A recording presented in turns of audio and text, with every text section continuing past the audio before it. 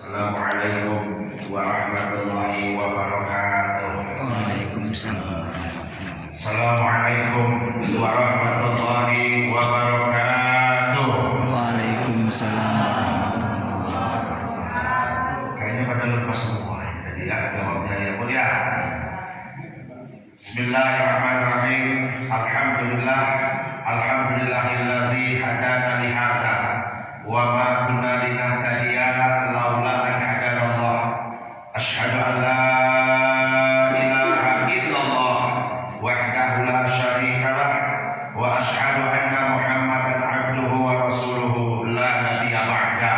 Allahumma shalli wa sallim wa barik ala sayyidina wa nabiyyina wa habibina wa syafi'ina wa maulana Muhammadin wa ala alihi wa ashabihi wa man tabi'ahum bi ihsanin ila yaumil qiyamah. Amma ba'd. Alhamdulillah, kita panjatkan puji syukur kehadirat Allah Subhanahu wa taala. Berkat limpahan rahmat karunia dan izin dari Allah, alhamdulillah kita masih diperkenankan oleh Allah Bapak Ibu pada pagi hari ini untuk menambah lagi amal ibadah dan amal soleh kita, sehingga kita bisa bangun di subuh, menjelang subuh tadi dibangunkan oleh Allah, bukan kita bangun sendiri. Walaupun dulu ada alarm HP kita, tapi tetap Allah lah yang membangunkan kita. Ya, walaupun alarm sudah kita bunyikan, kalau kita memang nggak bangun, kayak dengar bisa saja itu. Ya, dan itu sudah banyak terjadi. Tetapi Allah lah yang membangunkan kita setelah kita dimatikan sementara sepanjang malam tadi. Salawat serta salam kita sampaikan kepada Rasulullah, Nabiullah, Habibullah Muhammad Sallallahu Alaihi Wasallam, tauladan kita, ikutan kita, panutan kita, contoh kita yang telah menyelamatkan kita dari alam jahiliyah menuju alam yang Islamiyah, yaitu Nabi kita Muhammad Sallallahu Alaihi Wasallam, seorang tokoh yang telah merubah, mereformasi di Jazirah Arab dan sekitarnya dalam tempo yang singkat. Dan beliau termasuk orang yang dijadikan tokoh berpengaruh di dunia ini di nomor urut 1 pula, ya. Dari tokoh yang berpengaruh itu ada 100 tokoh, dan urutan pertama Nabi kita Muhammad Sallallahu Alaihi Wasallam yang buat tokoh 100 tokoh itu dalam sebuah buku bukan orang Islam, Bapak Ibu, tetapi orang Yahudi atau orang Nasrani. Kenapa orang mereka yang dinomor satukan urutan dari 100 tokoh dunia? Nabi kita Muhammad SAW malah dijadikan nomor 1 urutan. Artinya mereka mengakui ketokohan Nabi kita Muhammad SAW, seorang manusia yang tidak ada tandingannya sampai hari kiamat. Dalam segala segi tidak ada yang bisa menandingi Nabi kita Muhammad SAW. Oleh karena itu Allah memerintahkan kepada kita selaku umatnya, lakon sesungguhnya di dalam diri Rasulullah itu terdapat suri tauladan yang baik, menjadi contoh kita. Lah kalau Allah yang sudah menyuruh kita mencontoh Nabi kita Muhammad SAW, berarti sudah hebat betul manusia, yaitu Nabi kita Muhammad SAW.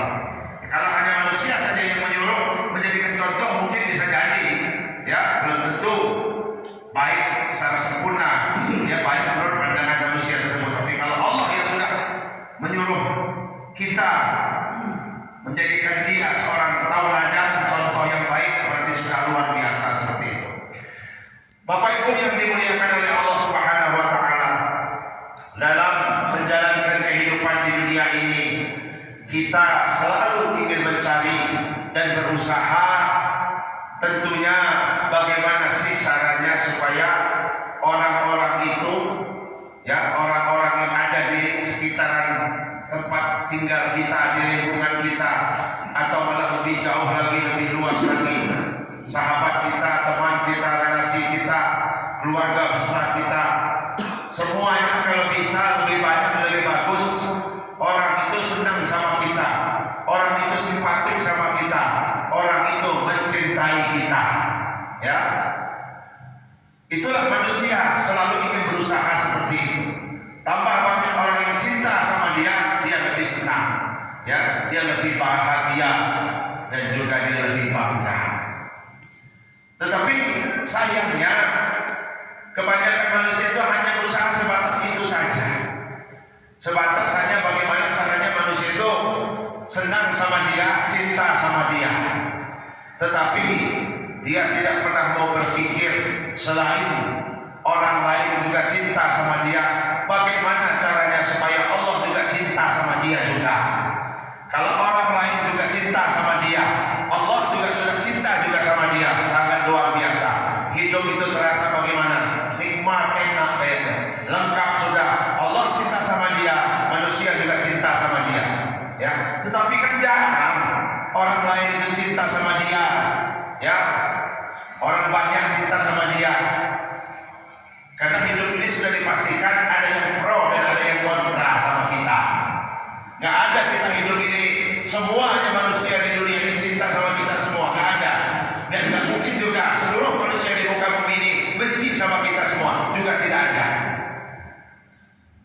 Kita hidup pasti ada yang suka, kita hidup pasti ada yang cinta, dan sudah dipastikan juga selain dari ada yang cinta, sudah dipastikan juga ada yang tidak cinta dan tidak suka sama kita. Itulah problematika hidup kita. Ya, ada suka, ada cinta, ada juga benci sama kita. Ya, tapi kita saja yang sudah manusia yang sempurna masih ada yang tidak suka, benci sama dia.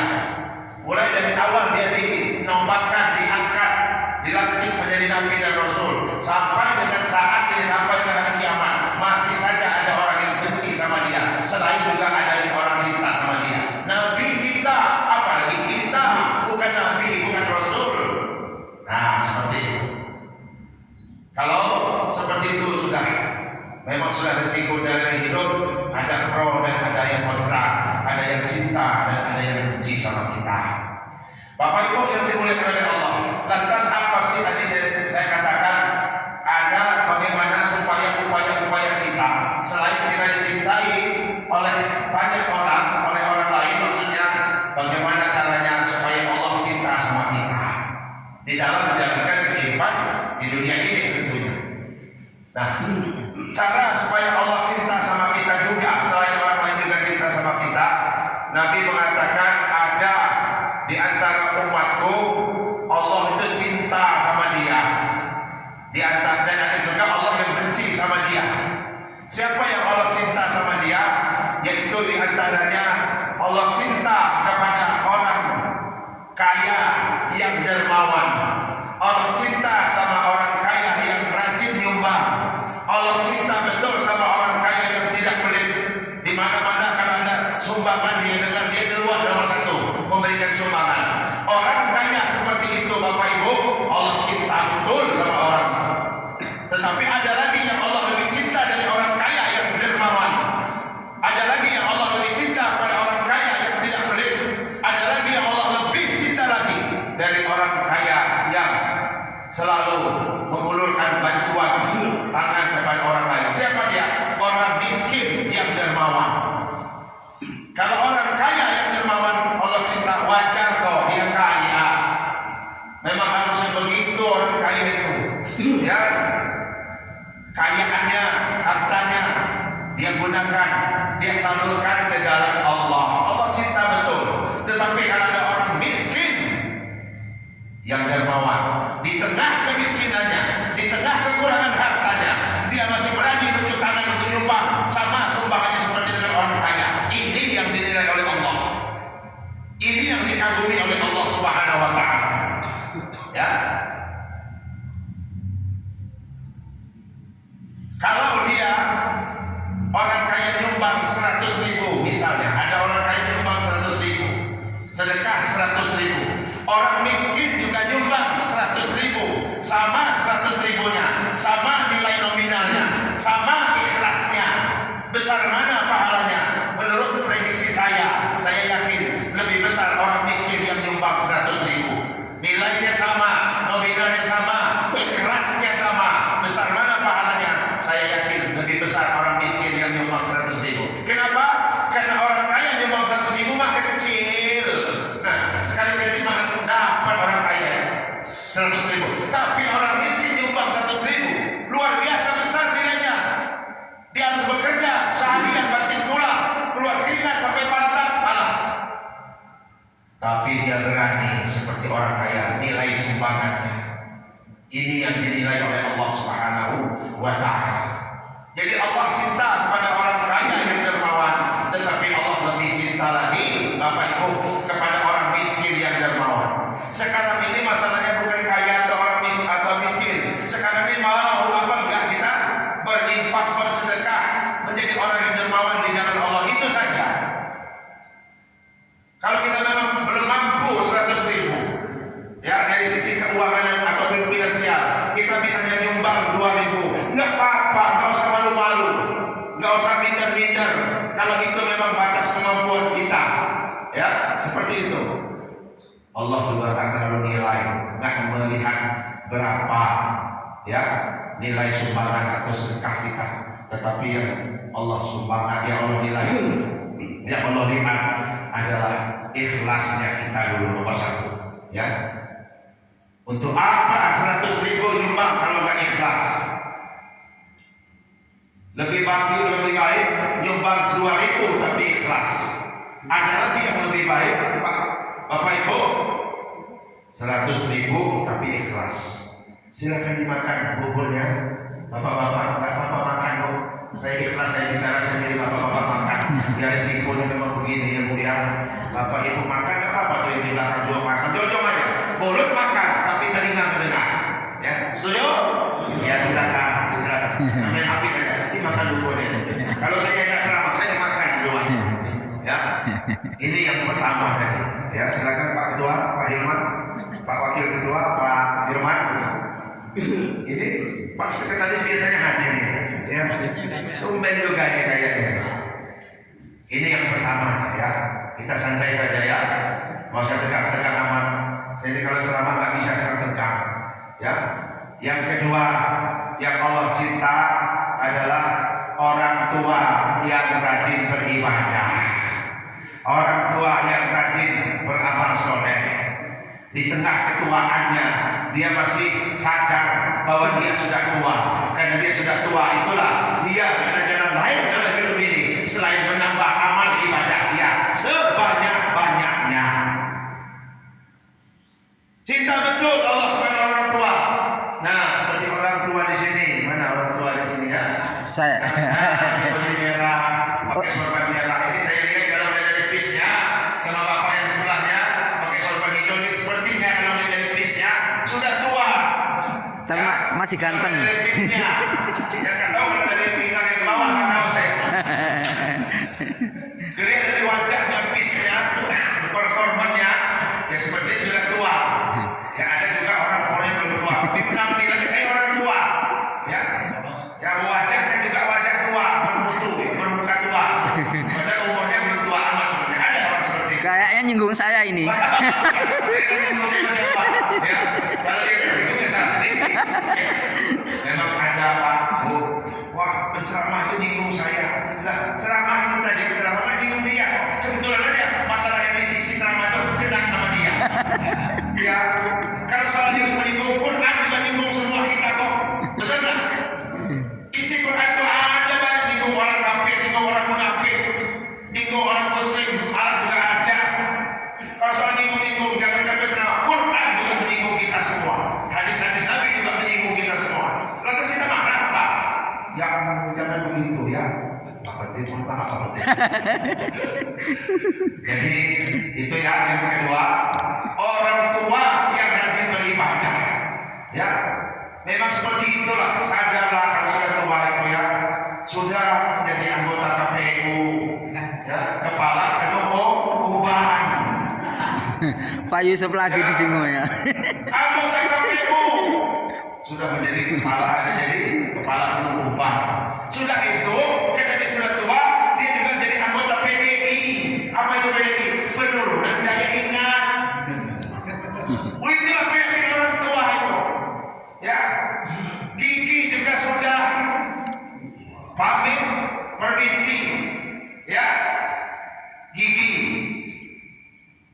Bukan hanya uban saja, bukan hanya rambut saja yang berubah. Kumis juga sudah berubah, jenggot juga sudah berubah bagi laki-laki. Bahkan bulu hidung saja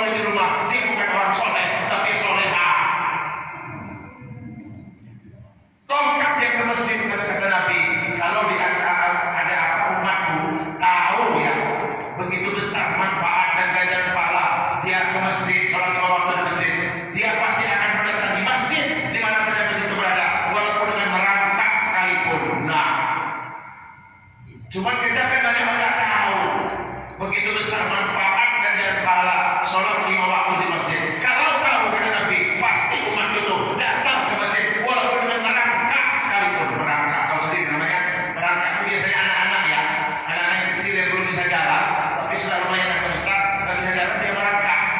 Kakinya sama tangannya sama-sama menyentuh lantai, lututnya maksudnya. Itu namanya merangkak.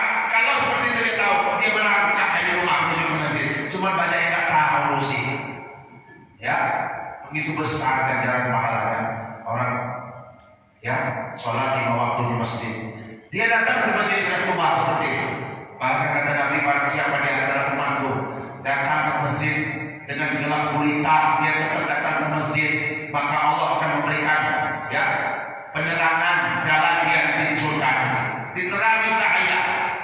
Ya, gelap-gelapan dia ke masjid, menuju ke masjid, saking mau ke masjidnya. Apalagi kita ini Pak, enak sekarang di tengah di sepanjang jalan, nggak gelap lagi sekarang. Lampu-lampu jalan dari PLN itu sudah menyinari kita. Nggak seperti zaman dulu. Jangan mau saya cerita zaman Nabi, zaman di orang-orang nenek moyang kita dulu, belum ada PLN, belum masuk di Indonesia atau belum ada di Indonesia, masih pakai lampu teplok semua, masih mau ke masjid. Nah kita sekarang ini sudah kurang apa zaman sekarang, masih tak mau ke masjid. Ya, khususnya yang laki-laki, ramaikan masjid Babu Salam ini, ramaikan, makmurkan, hidupkan. Karena siapa lagi yang kalau bukan orang-orang yang ada di sekitar sini untuk meramaikannya. Terbengkalai masjid, ada masjid yang mohon maaf ya di kampung itu Pak, di desa-desa, masjid terbuka seminggu sekali, yaitu setiap hari Jumat. Dari Sabtu sampai dengan Kamis tutup, sholat 5 waktu nggak ada. Ada Pak, ada kayak gitu. Prihatin kita ya di desa-desa, di kampung-kampung itu. Ya, tingkat kesadaran beragamanya sudah jauh dibandingkan dengan zaman dulu. Kalau zaman dulu justru di desa-desa itulah tingkat kegiatan keagamaan lebih meriah, lebih banyak daripada di kota. Kalau sekarang malah kebalik, desa yang malah ketinggalan kegiatan keagamaannya. Ghirah ibadahnya nggak seperti masyarakat di kota. Satu saja, yaitu masalah memakmurkan masjid di desa itu sangat memprihatinkan. Walaupun sekarang Bapak Ibu jangan salah-salah ya, masjid-masjid di desa-desa itu, baik desa yang di pinggir jalan tapi sudah masuk wilayah kabupaten di luar kota, maupun masjid yang ada di dalam, karena desanya di pedalaman, nggak salah-salah masjidnya, nggak buruk-buruk seperti zaman dulu. Masjid di desa itu lebih megah Pak, bagus-bagus, tapi sayang kegiatan ruh ibadahnya nggak belum begitu meriah seperti kita di kota ini. Ya, pengajian-pengajian yang jarang ada, ya dan sebagainya.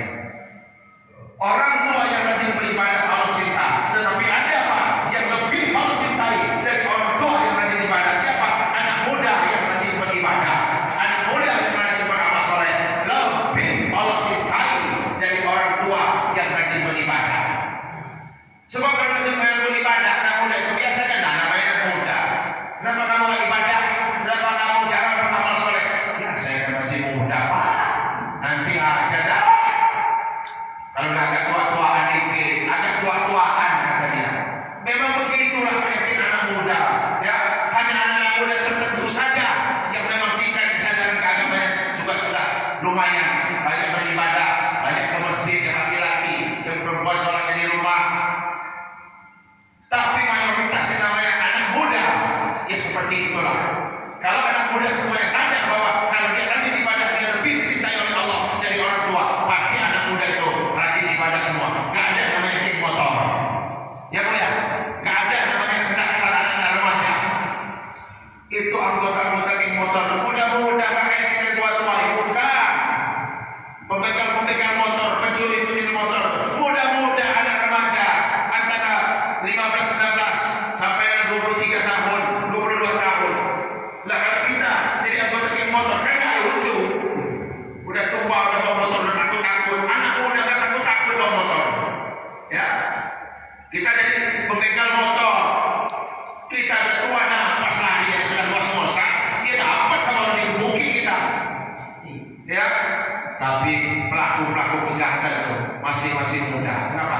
Dia belum sadar kalau dia rajin beribadah lebih Allah cintai daripada orang tua. Kalau orang tua rajin beribadah wajar. Kapan nanti dia sadar? Sudah banyak teguran dari Allah, ya. Pernah malaikat maut datang kepada Nabi Musa, ya, dengan mengucapkan salam kata malaikat maut. Terus Nabi Musa nanya, hai malaikat maut, kamu akan mengambil nyawaku ya? Oh enggak, saya cuma silaturahmi saja kepada engkau, wahai kalimullah.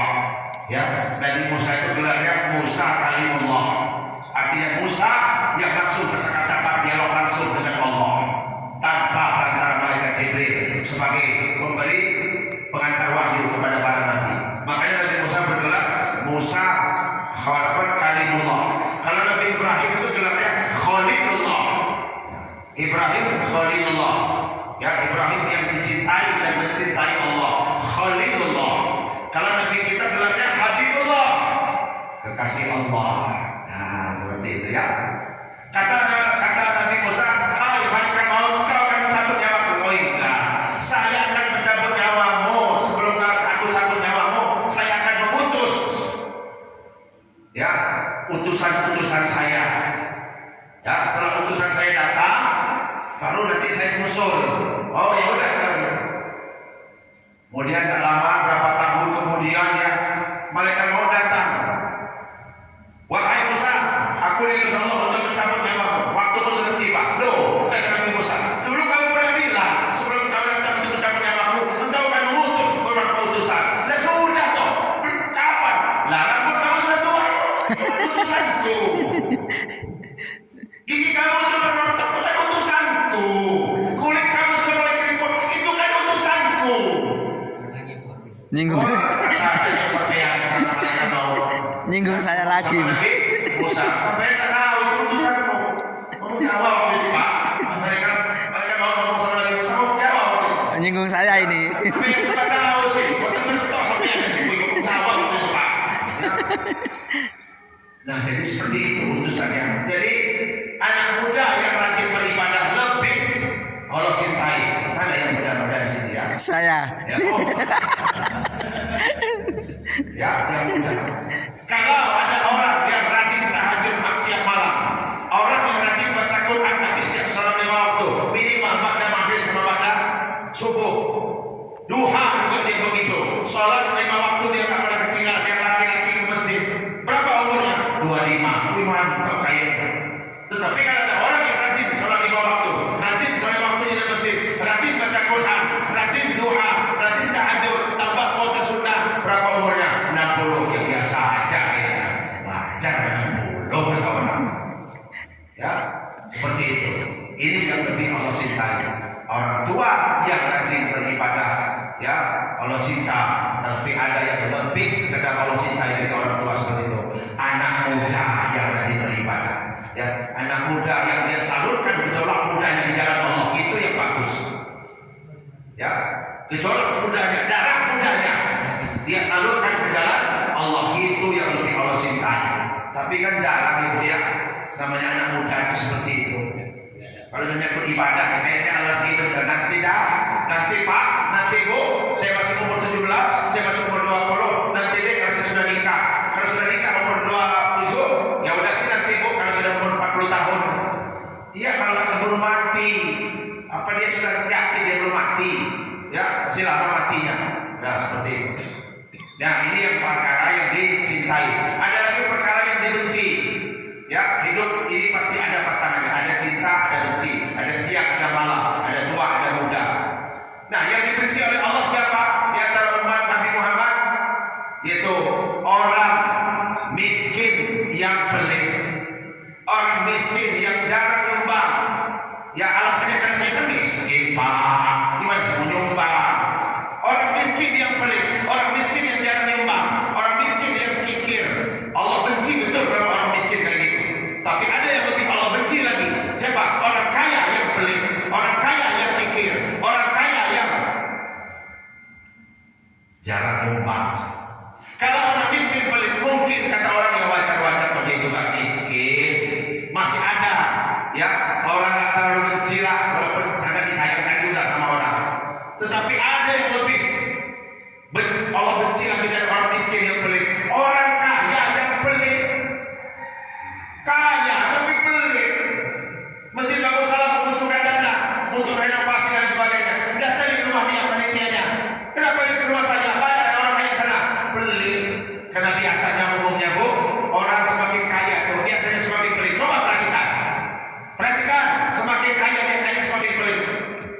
Betul itu. Ya, semakin lupa diri.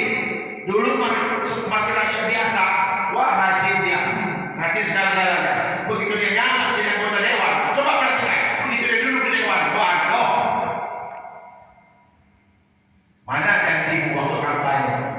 Kau yang berjanji, kau yang mengingkari. Dia yang berjanji, dia sendiri yang boleh mengingkari. Ya,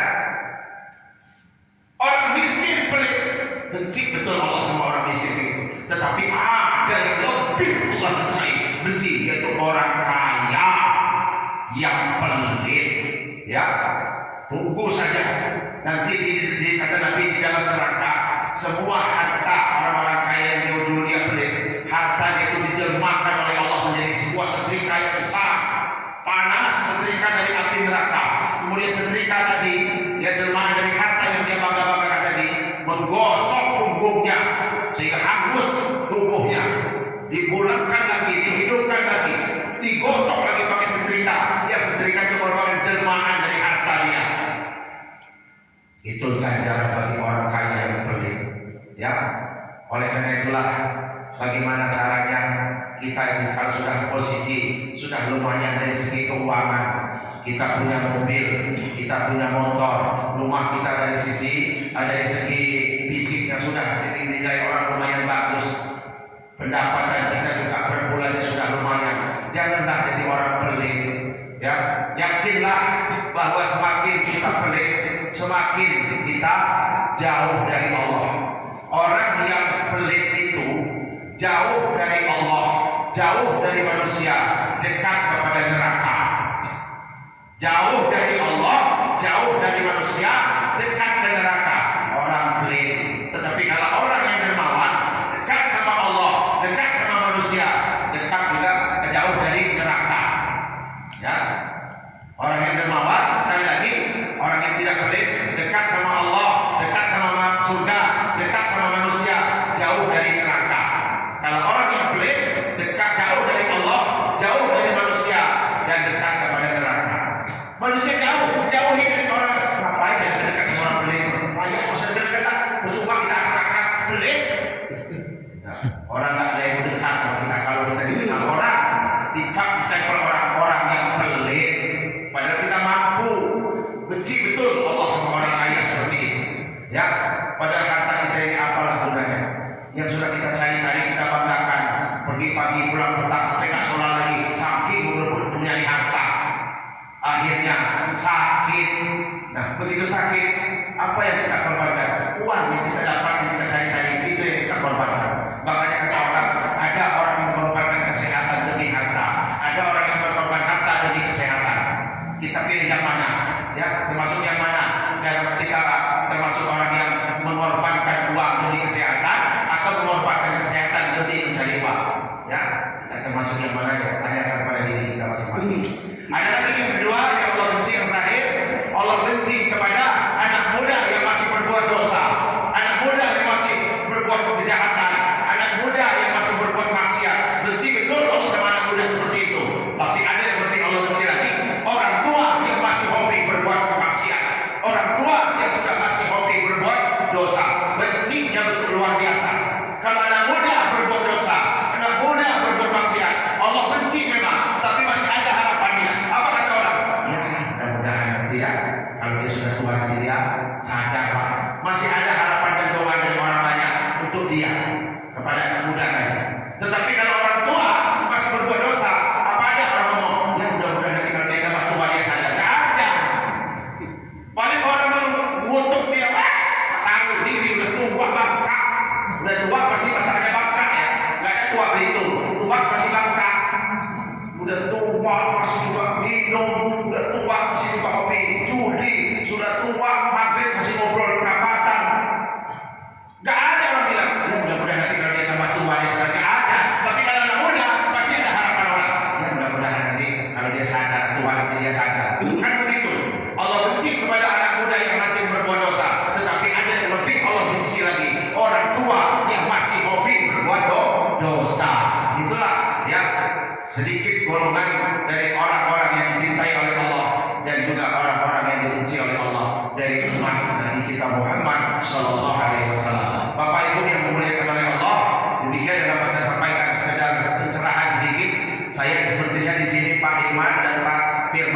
saya di sini nggak asing lagi. Ya, saya di sini dulu, ya nggak dulu benar sih, ya nggak dulu benar. Sering di sini ya subuh, ya banyak subuhnya kayak. Kemudian bergerak pada Isya, bukan pada maghrib, pada Isya. Ya, habis pada Isya ceramah, ya sampai jam 9:10 dan itu tidak makan malam. Ya, kalau habis Isya itu luar biasa di sini. Makanya di sini juga makannya memang juga termasuk di sini. Ya karena udah biasa ya.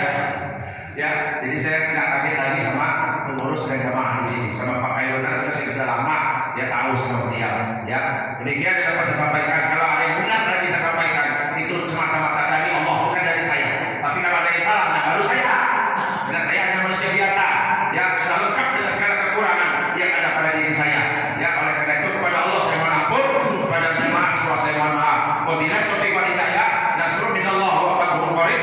Wassalamualaikum warahmatullahi wabarakatuh. Ayo kita tutup dengan doa. Semoga doa yang kita panjatkan kepada Allah di pagi hari yang cerah ini, ya Allah akan kabulkan dan Allah akan ijabah. Namun sebelum kita berdoa, mari kita sama-sama membaca surah Al kita Al-Fatihah. A'udzubillahi minasyaitonirrajim. Bismillahirrahmanirrahim. Bismillahirrahmanirrahim. Alhamdulillahirabbil alamin. Arrahmanirrahim. Maliki yaumiddin. Iyyaka na'budu wa iyyaka nasta'in.